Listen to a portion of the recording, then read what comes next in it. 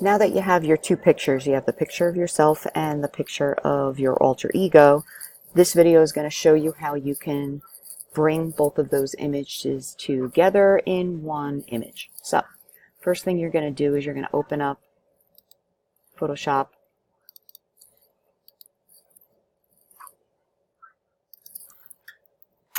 And also you want to make sure that your folder has both of your images.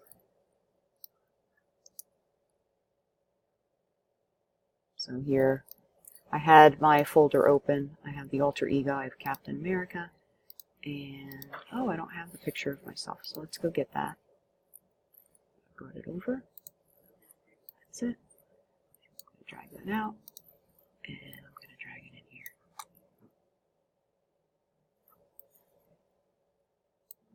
There we go. Okay. So we are going to open both of those pictures up. Just bear with me. Go to the proper folder. So this is the image here and that image there. So if you hold down the Shift button, you can open up all the pictures. If you hold down the Command button, it'll allow you to select and deselect. So I'm going to open up both of these pictures at the same time.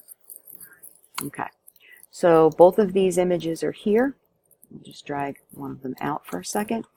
So the biggest thing that you could see is that the image here is not is flipped. It's a mirror image. So let's take care of that right away. We're going to make sure that this image is active by clicking on this header here, and you're going to go to Image, Image Rotation, and flip canvas horizontally, just like that. Okay, so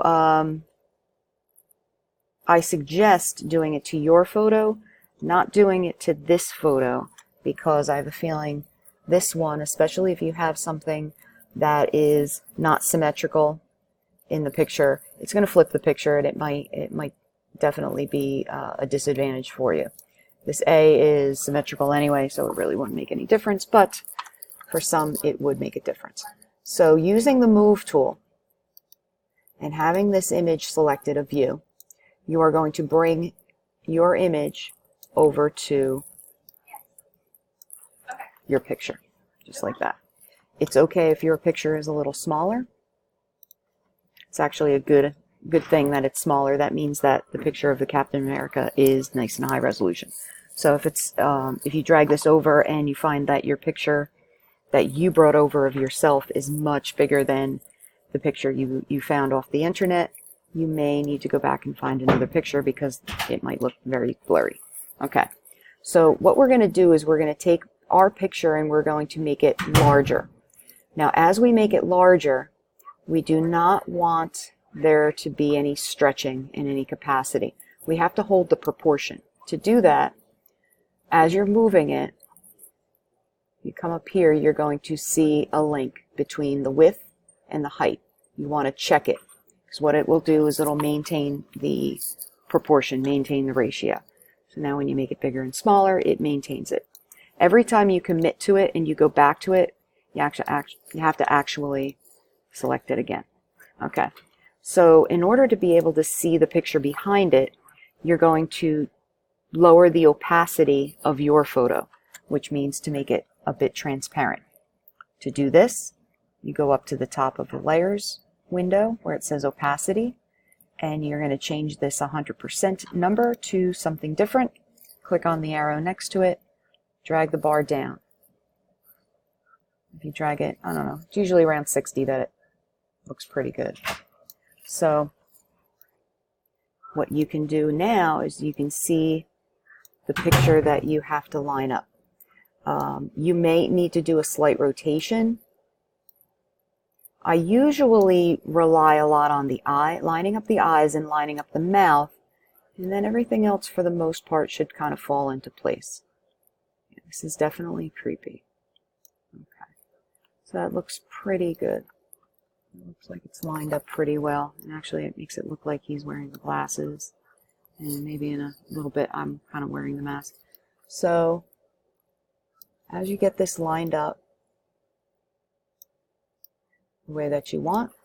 You're going to finally commit to it. Now what we need to do is we need to crop this picture. There's a lot of this picture that we're not going to use, all this background. So we're going to crop these 8 by 10, zooming in quite a bit on the face. So to do this, you're going to go to the crop tool. You're going to select width and height and resolution option, because we want to change all of these. The width you're going to make 8, the height you're going to make 10, and the resolution is 300 pixels per inch. So you can see here's my window, and whoops, it's going to be a matter of sliding your picture over to fit. Like I said, we want to kind of zoom in on the head. We don't really want a lot of negative space. Okay. And once you like it, you're going to commit now. Be wary, it's going to zoom in quite a bit. Okay. So to make it fit on the screen, if it's way too big, you can hit the Command button and the minus to zoom out, and the Command plus to zoom in. All right.